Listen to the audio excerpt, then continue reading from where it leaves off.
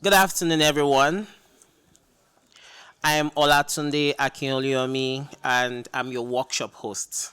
I'm here to introduce to you the workshop and leaders.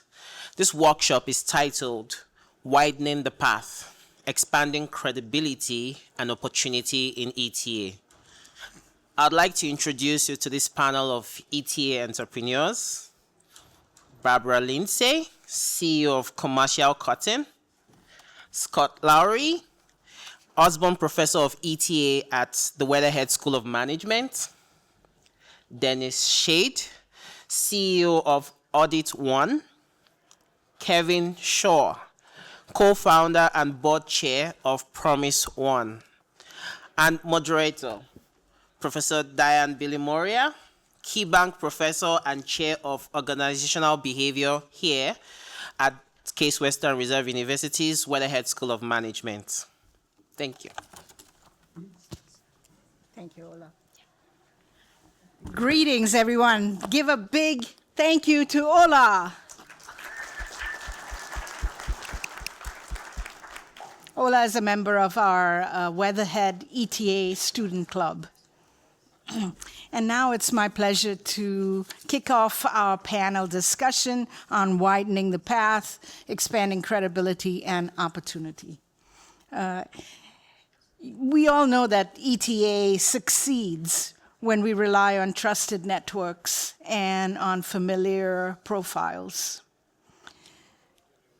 Those strengths give the opportunities for growth. But sometimes we have to widen those pathways so that highly qualified potential buyers can also be seen and supported. That's what our panel here today is ready to discuss. What are some of the pathways to expanding the ecosystem of ETA? We're joined by this amazing group. And I say it's amazing because they have not only been vested in this ETA space, but they have been very much involved in giving forward, paying forward to many others.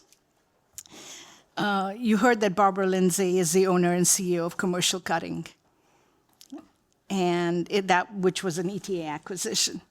But she has two decades of experience as a business owner and a senior executive, and previously has also been in the healthcare area, being the president and CEO of HillMed group of companies. By the way, more details on these bios are available in your packages as well. Scott Lowry is a co-founder of Promise One Companies, which is an ETA holding company, whose principals have acquired over 60 companies. He's also the Richard Osborne Professor of Entrepreneurship at Weatherhead, where he teaches ETA. Denise Shade is the owner and CEO of Audit One, which is a firm that she acquired just a few months ago.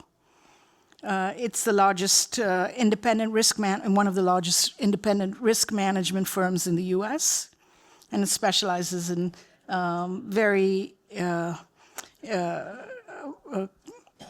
very detailed audit, compliance, and credit review services for many banks, credit unions, and fintech companies. And previously, she was a member of KeyBank's Executive Council and leader of several businesses at Key. And finally, I welcome Kevin Shaw, who's had a long career in ETA. He acquired many different kinds of businesses, including sealant businesses, a radio station, a valve manufacturer, and institutional pharmacy. He's co-founded and served as president and CEO of NCS Healthcare, a publicly traded institutional pharmacy. And Kevin and Scott Lowry founded Promise One Companies together, which is an ETA holding company, as I mentioned before. So first and foremost, please join me in welcoming our distinguished panel. The way we will run this panel discussion, folks, is we'll just start off with a few prepared questions that I already have shared with the group. We'll just start with one or two of those and quickly turn to you, because I want you to get the chance to engage directly with our panelists. So let me start by just opening it up. And folks, you can answer any of the questions or none of the questions, just depending on which ones you feel comfortable with. So I'll start with, can we get a little bit more concrete about actions that you may have taken to expand the pipeline of ETA to make it more accessible to a broad range of potential buyers? Oh, but before we do this, I would love to have the opportunity to get each of you to just say a few words about yourselves, your career trajectories, your pathways. I will get to these questions in just a minute. But first, I would like each of you to just say a few words about yourself. Take about 3 or 4 minutes if you can. Mm-hmm. Tell us about key transition points, the trajectory you've had, and anything else you would like the audience to hear. So please. Hi, everyone. Everyone hear me? Yep, okay. So, no. I told you it was on. Hello, hello, hello? Okay. Yeah. I started in the healthcare industry as a primary care provider. I worked bedside for many years and worked my way up to being the CEO of a privately held group of companies on the healthcare. And at about year 18 of that, I just grew very tired of managing government regulations. And I said, I'm either going to go back to school to become a lawyer in healthcare, or I'm going to leave to go buy a business. And I left to go buy a business. And part of that is that I was part of a very, very early Promise Partners organization. And the founder of that organization said, it's just time to go. So I left and looked for a business to buy. Thank you. Scott Lowry. So I had, as far back as I can remember, always had this aspiration to become a business owner, but I didn't have any money. I didn't have a family business. I didn't have a startup idea that made any sense. I got into project management, operations management early in my career, really learned a lot, enjoyed that. Got to a point where I was wondering what was next, did what most people who don't know what they want to do, went and got my MBA, ended up at Weatherhead, and in the classroom heard about this idea that I could find mentors and capital and take my operations experience and go buy a company, and that was really attractive to me. That was totally by chance. I had never contemplated that would be possible for somebody like me. I got introduced to the Promise Partners group. I joined a little bit after Barbara, and she was one of the 3 or 4 people that had actually done it at the time, and was really interested in how she pulled it off. She spent a lot of time with me. She became, an official mentor, if you will. Helped me a lot while I was getting to know people in town. Ultimately, got the chance to meet Kevin, who provided a ton of support and credibility. I'm still riding on his shirt tails today, where you say, oh, we bought 60 companies. Well, I've been involved with, we've helped 10 people become business owners since I've been around. All that credibility is Kevin's, and that was by design early on, because I didn't think anybody would sell a business to a guy like me. I'd never done it before, but I had built a relationship with Kevin. He was willing to back me, and that was a huge game changer. So that support that I got from people like Barbara and Kevin, it would not have been possible to figure out how to do that, and ultimately was able to buy a company. And since then, I've been able to replicate that and supporting some other folks, and it's been a fun ride, and grateful to a lot of people on this stage right here. So. Hi, everyone. I'm Denise Shade. And I first was inspired about ETA, similar to Scott, in Richard Osborne's class. And I was always attracted to entrepreneurship, but entrepreneurship I always thought of it as you had to do the startup path. And when I took his class, and actually I took several of his classes, and learned that another path is to actually buy something that already exists and then bring your energy and ideas to it to be able to evolve that business to the next level. It was just something that made so much sense to me. And you have a proven product and a set of customers, and well, Kylie's sitting in the front row, you have cash flow. So all of that just made really good sense to me. And so right away I came out of school knowing that that's what I wanted to do. But I didn't have, I didn't have very much saved. I was early in my career, didn't have a lot saved at that point, and I didn't have the experience. And so I got a position in banking with the intent to be there just 3 to 5 years. It ended up being a series of 3 to 5 year gigs. All of those experiences have contributed to what I'm doing today.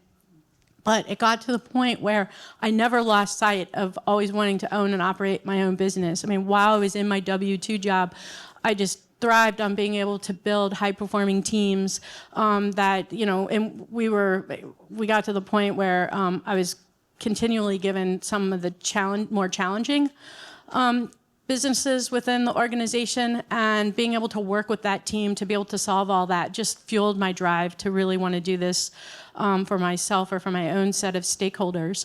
And it just got to the point where I was at a crossroads, and I was waiting, I think, for a long time for a natural moment to come up that said, okay, now you go and do it. And that just wasn't happening. And so if I was going to make this happen, I just had to rip the Band-Aid and walk away from that and just purposefully start a search for a company. And so that's what I did, and we acquired Audit One in June. Hi, everybody. I'm Kevin. I suspect that the start of my ETA experience was similar to what many of you in this room might do. I was 25 years old, and a guy I respected said, if you come back from school and look for a company, I'll help finance it if you run it. And so that became my first job. I was given really the choice between going on the payroll of a company that earned about $50,000 a year, or working for McKinsey. And McKinsey was going to give me a signing bonus and financing for my house and twice as much salary. And I ended up saying, no, ETA is what I want to try. So that's what I started when I was about 24 years old. Now, when I did it, there was no Promise Partners. So there was no network of support. In fact, it didn't have a name back then.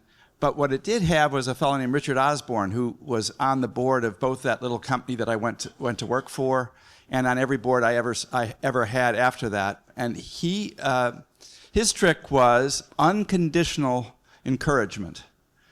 For 30 years, I gave him many, many chances to tell me I was making big mistakes. And he would gently make recommendations, but he would always encourage me.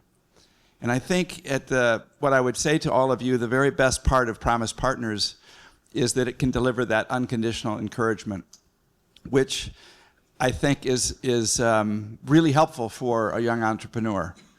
The other lesson that I think came out of my work was who you work with is vitally important. And what I've come to believe is the gift of entrepreneurship is really that you get to choose your team. And I've been so fortunate with the people I've been able to be in business with, and many of them on this panel here today. So that's been my brief experience. I had lots of different acquisition efforts, but I don't want to keep people up past their bedtimes. Thank you. Thank you to all of us here.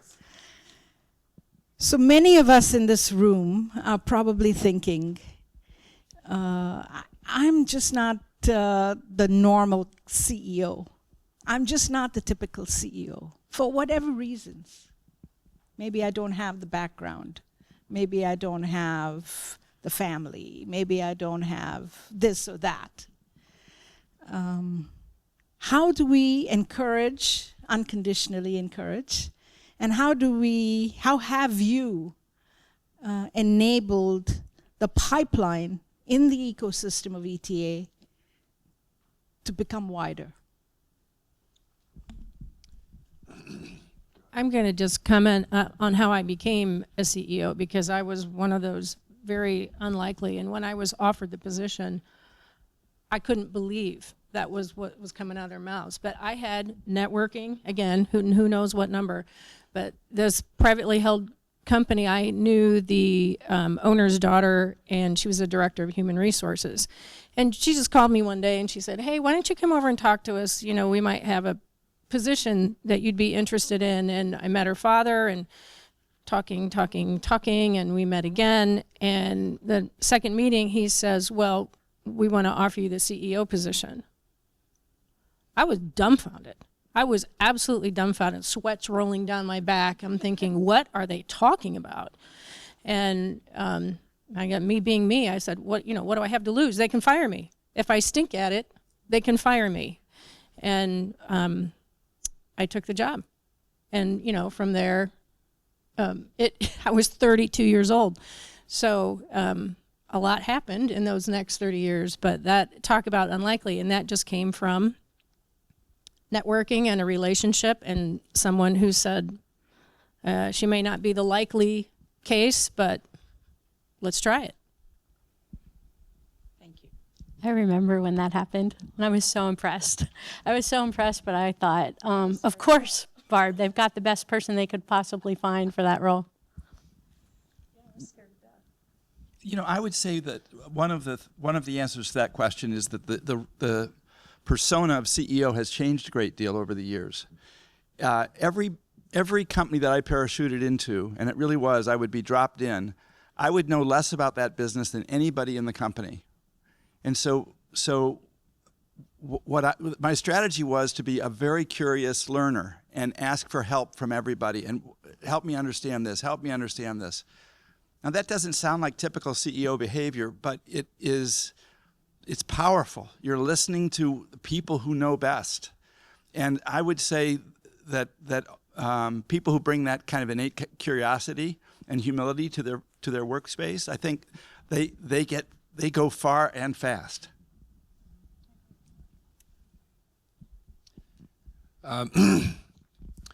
So, most of what I've been doing since 2007, when Kevin and I closed on the first acquisition, has been, saying yes to opportunities to replicate all the things that people did for me, that made that, outcome possible. And so, mostly for me, I don't necessarily pay any attention to like somebody's credentials. I really pay attention to the initiative that they take, because frankly, I didn't have the credentials that Barbara or Denise had when they did their first deals.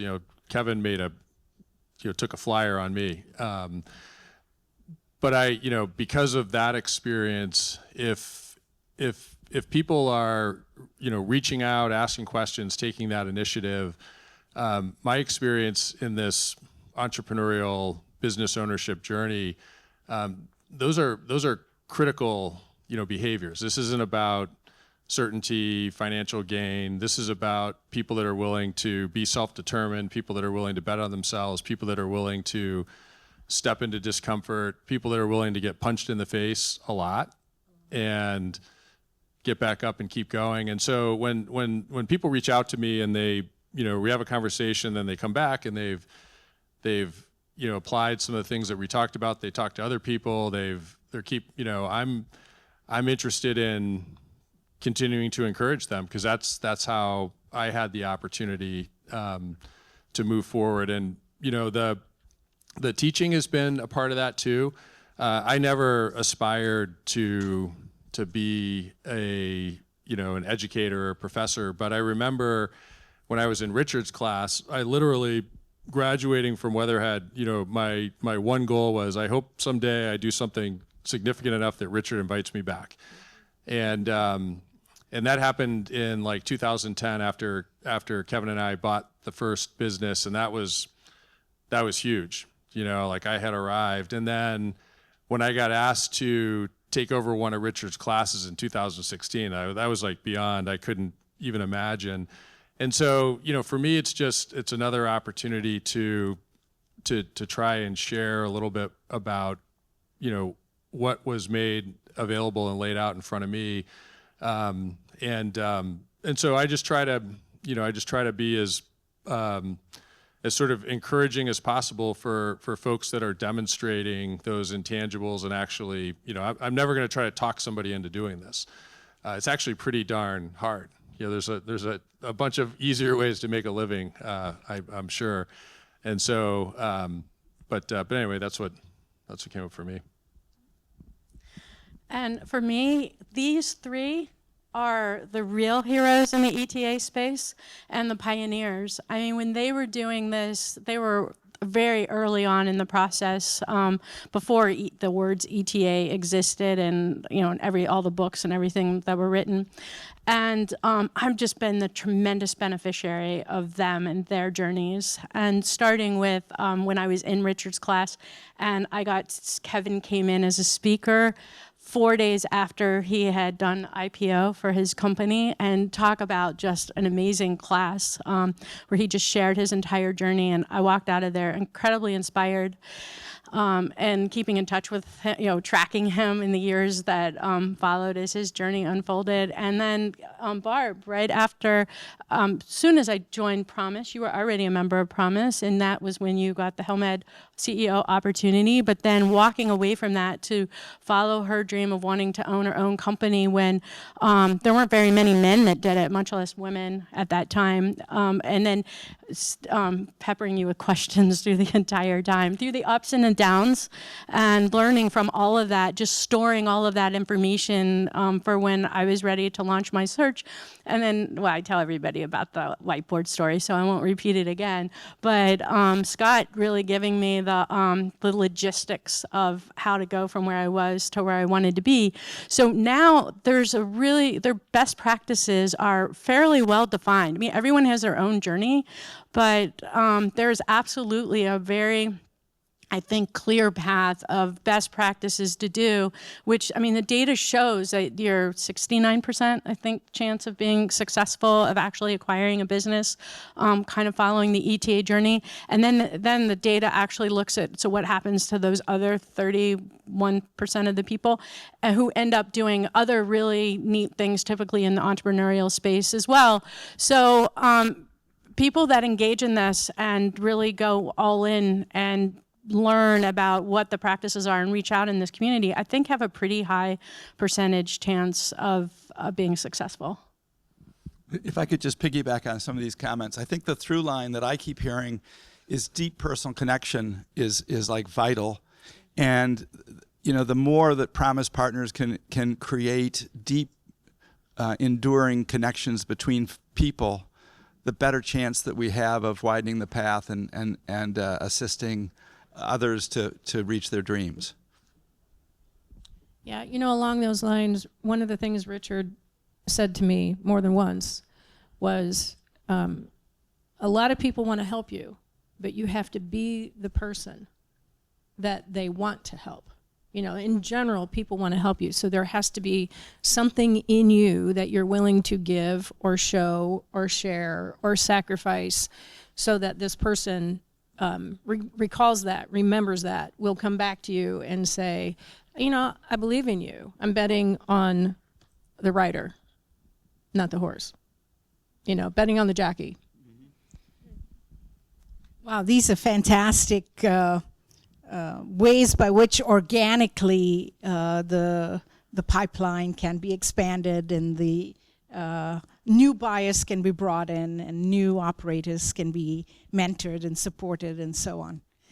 Are there other intentional strategies that are not so dependent on the organic chemistry, which, of course, is the gold star, of course, but are there other intentional strategies that we can adopt as a collective to make the pathways become even more accessible, credibility and opportunity more widespread?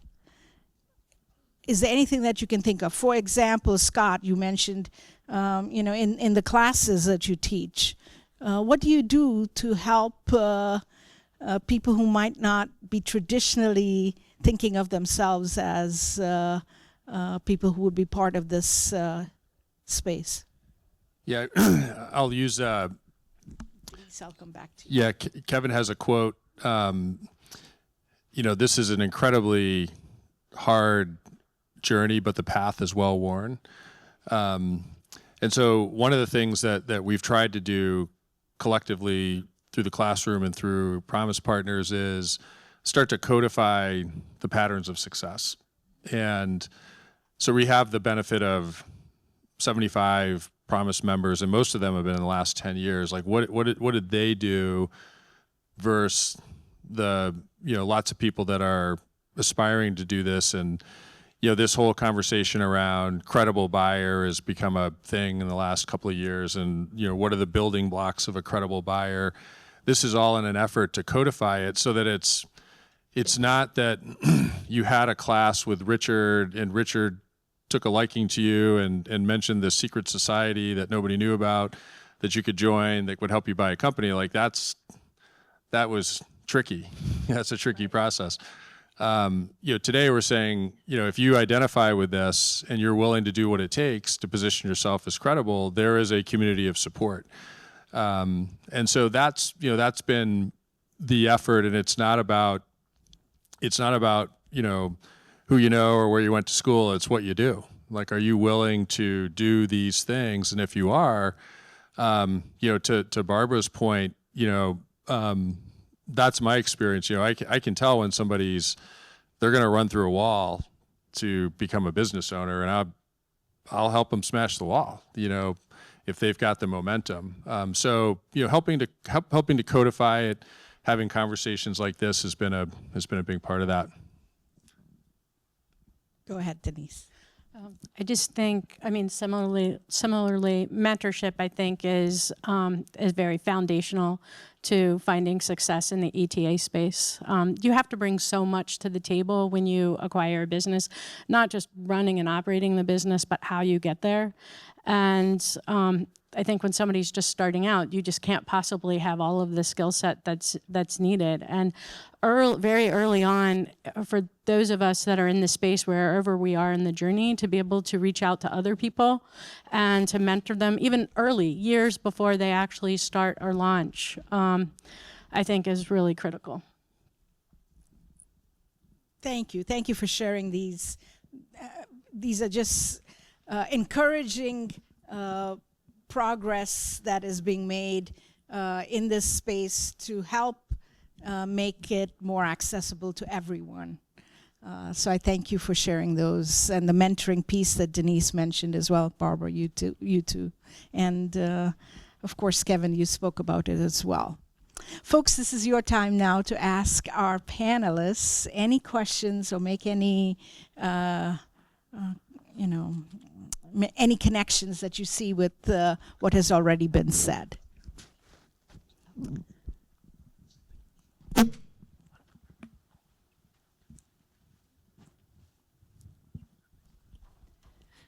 Hi, everyone. My question is, working with a broker versus not working with a broker, the companies that you find, the businesses that you find that want to transition to a new owner, just a ballpark, I know you don't have any exact numbers, but is it like 75-25%, like often through a broker versus on their own? Can you give some insight into that?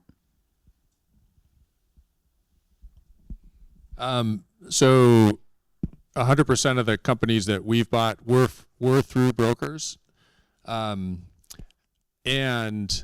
I know of many stories and case studies where people did proprietary searches and went directly to business owners, and there's proven strategies that way too. So I'm biased towards brokered searches because you've got to do, like you heard earlier, you got to go to town if you're going to do that and talk to hundreds and hundreds of people and really differentiate yourself. It's very competitive. These businesses are being shopped around, but you can be successful doing that. If you're going to do a proprietary search, you've got to talk to people that have been successful doing that, but you can be very successful with both. Yeah, I think one of the advantages of dealing with a brokered search or having an investment banker involved with it is that the people that we're buying these companies from are typically the original founders or the family members of the original founders. And they've never sold a business before. And they just, and selling a business, it can be complicated and it's very involved. And just like we're surrounding ourselves with experts, I think your chances of success in getting it over the finish line are when they have their own team of experts as well. And you get that with a brokered search. So I think it just makes the process go easier. I defer to these guys on, their recent experiences. That's a good answer. I would encourage anybody who's doing a search, though, to know that the relationship with the seller, the personal relationship with the seller, is the number one determinant of whether you'll succeed. And so even if you're working through a broker, you should know that it's your relationship with the seller that's going to be critical. No, I was going to say, I think on the audit one transaction, that closing, I mean, it was the only deal that I've done, but it seemed to go really, really well and smooth through the 3 months that we did the closing. And the investment banker in that gave, with permission, we had direct, regular meeting every week. I had a standing meeting with the sitting CEO, one-on-one, just the two of us. And to your point, I think it really made a difference and was foundational to why that deal went so smoothly.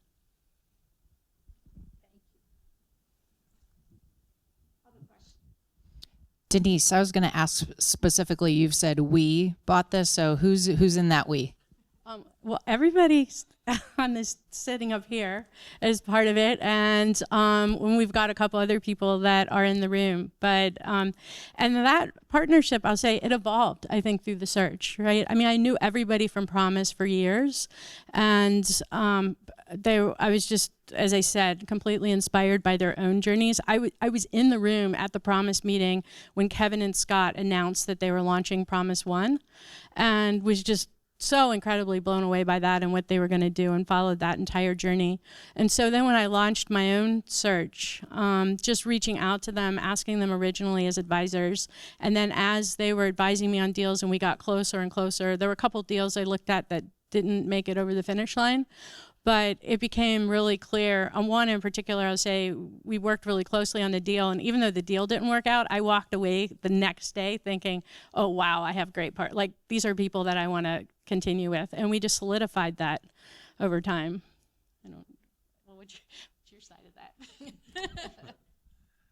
Yeah, I was just making sure I was elbowing anybody that wanted to partner with Denise out of the way in the background, but I mean, to the point of the partnership. I mean, Denise is incredibly capable, brought a lot to the table, but many of the successful journeys, they had partners that helped provide critical support.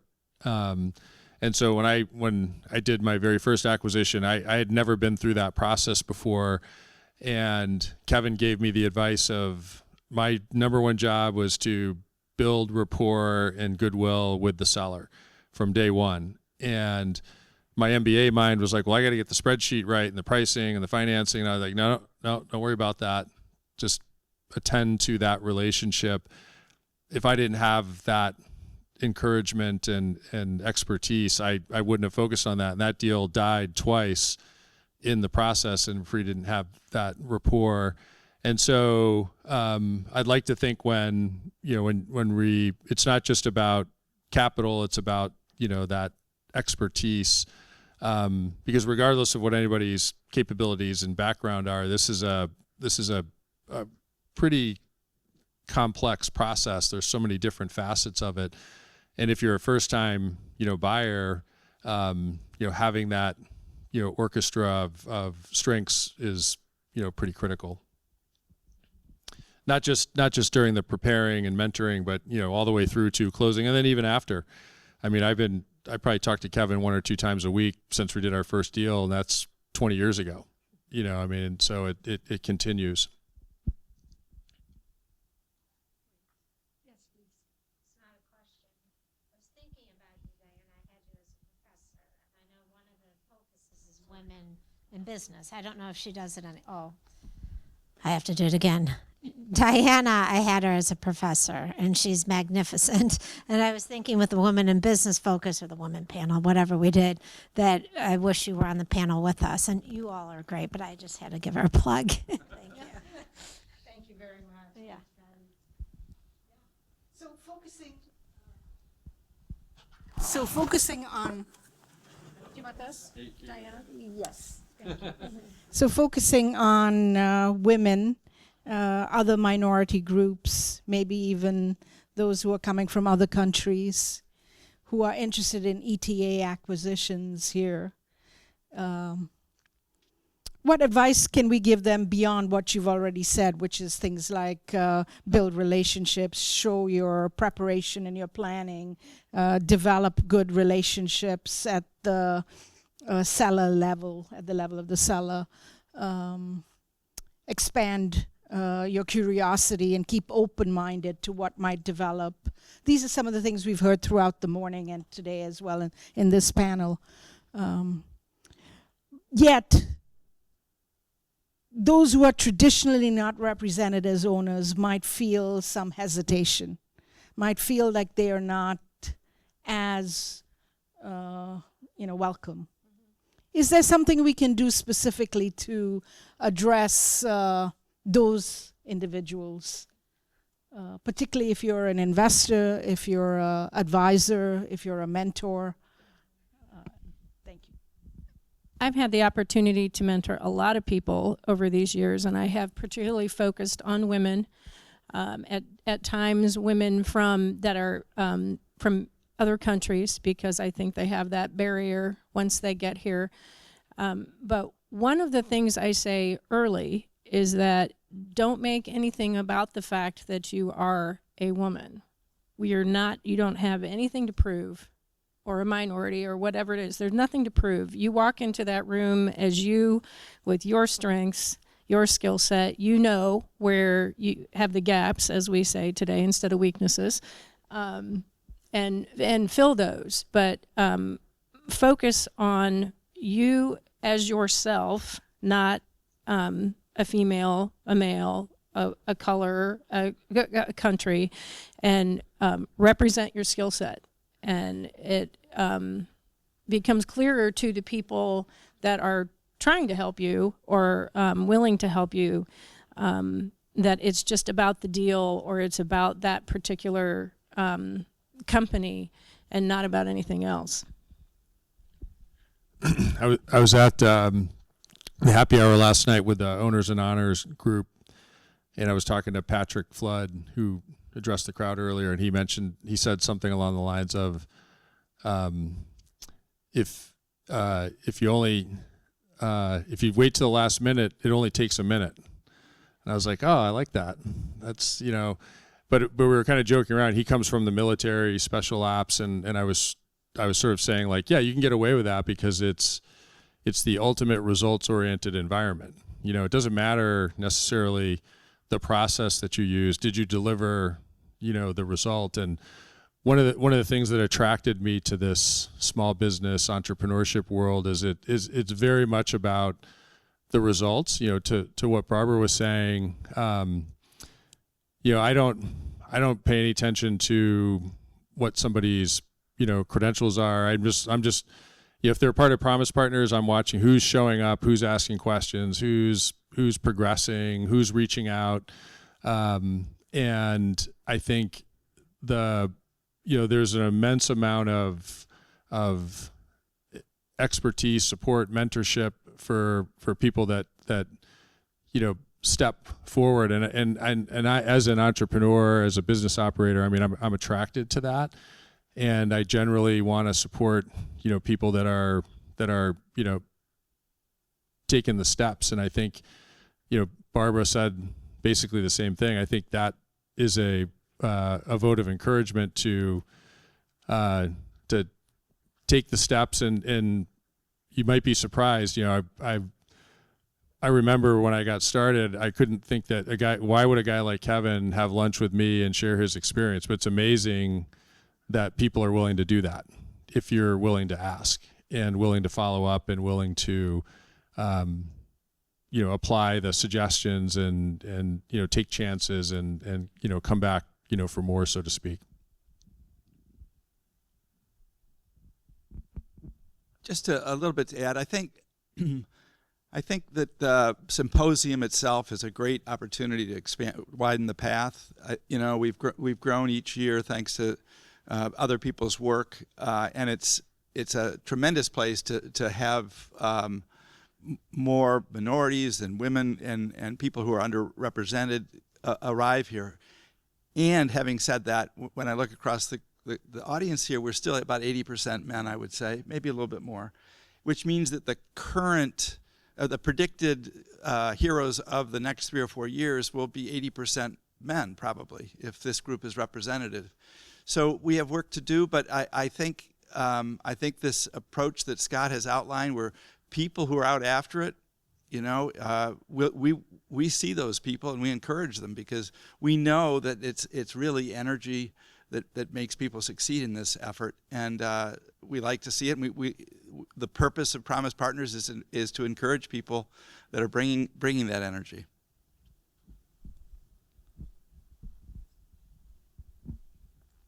Thank you. Thank you so much to our panel. So what I thought I heard, yes, I'll come to you in just a minute. Is it David? Yes. Yes, give me just a second. So what I thought I heard from this panel just to this point, I want to re-emphasize for us in the room. I heard about a focus on strengths, on uniqueness and distinctiveness. I heard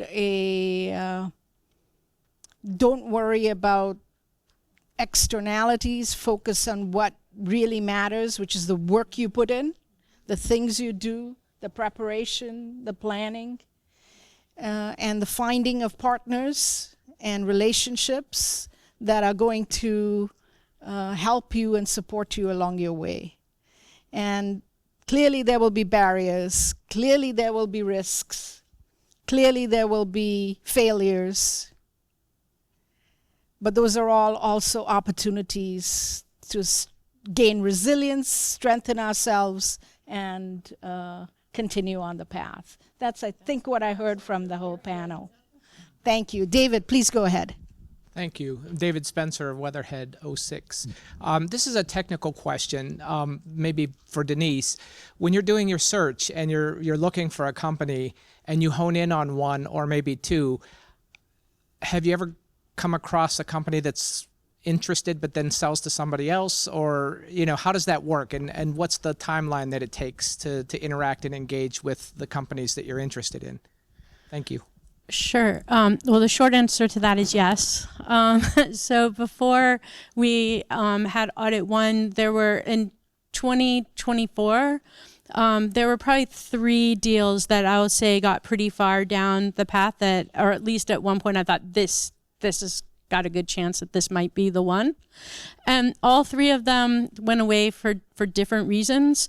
The mantra is that when you have a deal that you're looking at, that you should, until the deal closes, you should keep your pipeline going. You should keep always searching.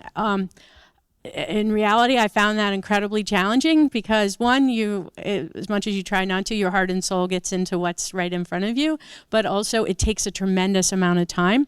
What I was successful in doing was keeping the network going, kind of in the background. I wasn't successful looking at 2 deals really at the same time.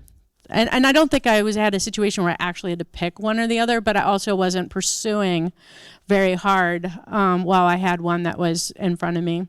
And the downside is that when the deal's done and you know that it's not going to go forward, is trying to get the momentum back into that search. And I think you've got to give yourself just a little bit of grace. You got to jump right back in. I mean, you can't wait, but just because you think, is the pipeline ever going to come back? And it does. It does. There's lots of deals out there. Folks, I think we're almost at time. So I wonder if our panelists can just give a 1 or 2 word summation of what you think would help to widen the pipeline and the pathways to ownership. Oh, I would say invite friends to the symposium, invite friends to Promise Partners, and that's more than 3 words. That's perfect. Thank you. No, but I think those are good points. It's just reaching out to people just to have coffee, share the experience, invite them to events, share information. Those were all things that helped me. Yeah, just be bold and reaching out to people that you think have experience, and that's a shortcut. If you want to do something remarkable, find somebody that's done what you want to do, and ask them how they did it.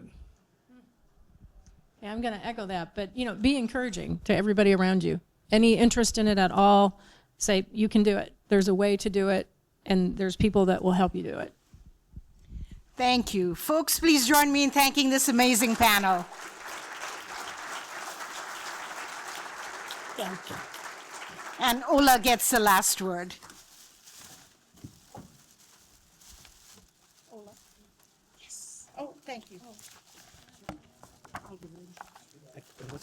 I want to say something. Yes, please. All right. Thank you so much, Barbara. Thank you, Scott, Denise, Kevin, and Diane. Thank you so much for an outstanding presentation. And to show our appreciation for your support, we have made a donation on your behalf to owners in honor, and would like to give you these gifts as well. Thank you very much. Next up is a 20-minute break, and right now you can go out and grab a snack, meet someone new. I know we've been doing so much networking. We can continue with that. After the break, the next set of workshops starts at 1:50 p.m. 1:50 p.m. See page 9 in your workbook for an overview of the next set of workshops, and the workshop details start on page 20. In this room, we'll hear from 3 teams of students in the ETA pitch competition finals. See pages 3 and 5 of your workbook for the complete agenda. Thank you for attending this session.